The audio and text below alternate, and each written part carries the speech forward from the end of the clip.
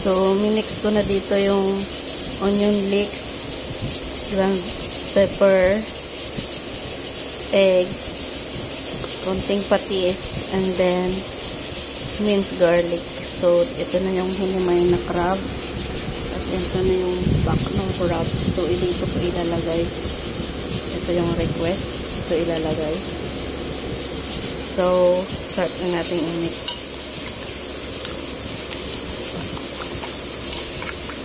Yung ating ingredients.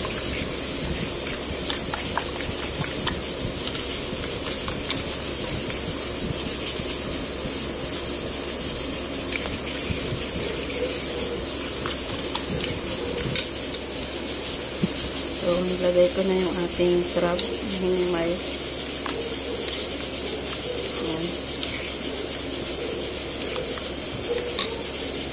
So, ito na mga kasarya.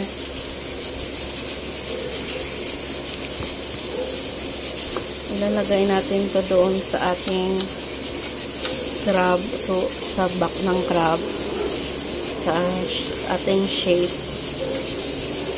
Pag-ipiprito na. So, ayan.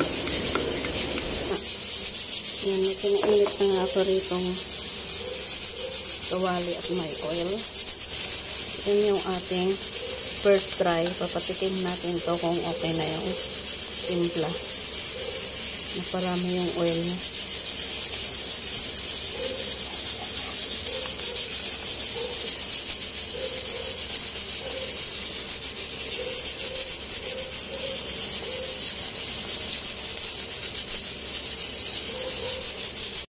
Ito na nga ho. At ilagay ko na siya sa kanyang shell.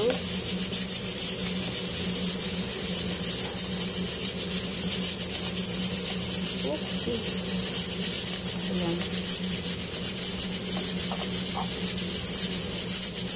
Hindi ko alam kung ano bang maganda nito eh. Mas gusto ko pa yung hindi nakalagay sa shell.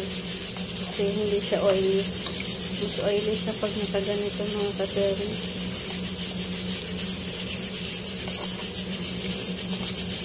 Nagsilabasan na nga yung itlog.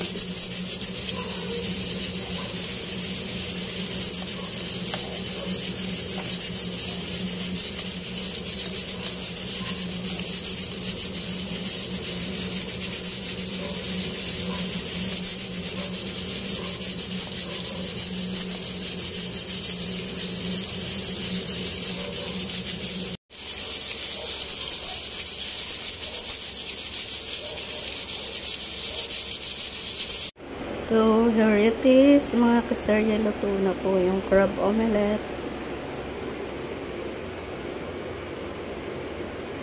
Yan na siya.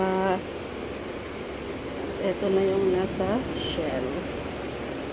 So, thank you for watching, mga kasarya.